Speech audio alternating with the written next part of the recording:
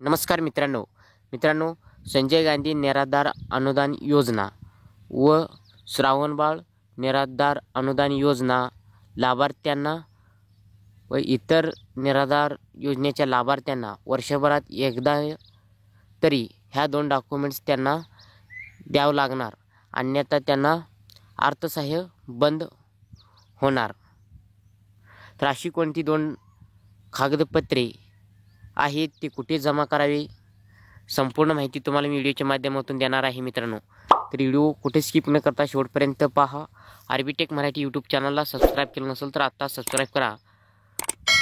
महत्त्वपूर्ण व्हिडिओ आहे, जास्तीत जास्त मित्रांपर्यंत व्हिडिओ शेअर करा। तर चला मित्रांनो व्हिडिओ सुरू करू।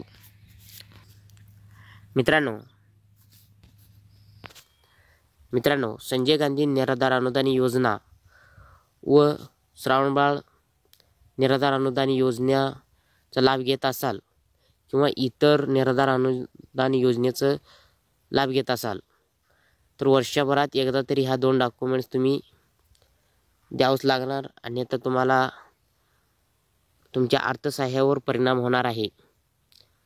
तर कोणती डॉक्युमेंट्स द्यावं लागणार ते सविस्तर माहिती व्हिडिओमध्ये पाहूया।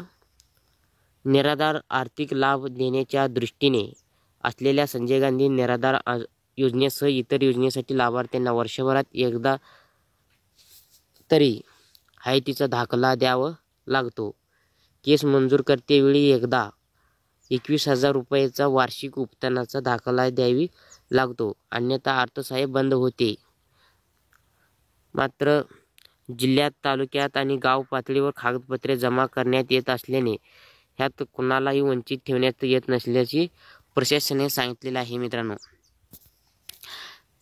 तर मित्रांनो त्यांनी सांगितल्यानुसार तुम्हाला हायतीचा दाखला आहे, तुम्ही ज्या योजनेमधून लाभ घेत असेल त्या योजनेला तुम्ही जे पैसे येतात, कोणत्या बँकेमध्ये येतात त्या बँकेमध्ये जाऊन तुमचा हायतीचा दाखला हे फॉर्म भरून द्यायचा आहे मित्रांनो। हा झाला पहिला डॉक्युमेंट्स। आता दुसरा डॉक्युमेंट्स आहे जे तुमचं उत्पन्न दाखला आहे। तो 21,000 रुपयाचा उत्पन्न दाखला तुम्हाला तलाठी कार्यालयामध्ये जाऊन तलाठीकडून उत्पन्न दाखला काढून घ्यायचा आहे।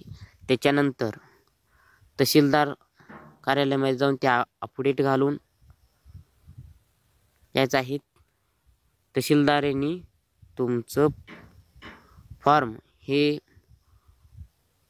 वरील अधिकाऱ्यांच्याकडे पाठवले जातात आणि तुमचं येणारा अर्थसहाय्य चालू होतं मित्रांनो। तर मित्रांनो काही लाभार्थ्यांना संजय गांधी निराधार अनुदान योजना व श्रावणबाळ योजना ह्या योजनेचे पैसे आले नाहीत, अशा लाभार्थ्यांना त्यांच्या बँकेमध्ये जाऊन हा फॉर्म फिल करा आणि तुमचे मागील राहिलेल्या हप्त्याचे पैसे व पुढील येणाऱ्या हप्त्याचे पैसे येऊन जातील मित्रांनो। तर मित्रांनो अशा प्रकारे ह्या योजनेचे पैसे येण्याची बंद झालेल्याची समस्या आपण तुम्हाला व्हिडिओमध्ये सांगितलेलं आहे। तर व्हिडिओ जास्तीत जास्त मित्रांपर्यंत शेअर करा, महत्त्वाचा व्हिडिओ आहे। चॅनलला सबस्क्राईब करा, बाजूचं बेल आयकॉन प्रेस करून ठेवा, अशी महत्त्वाची व्हिडिओ तुम्हाला दररोज आपल्या चॅनलवरती पाहायला भेटतील। तर मित्रांनो इथंच तुमचं नवीन माहितीसह नवीन व्हिडिओसह परत भेटूया। जय हिंद, जय महाराष्ट्र, धन्यवाद।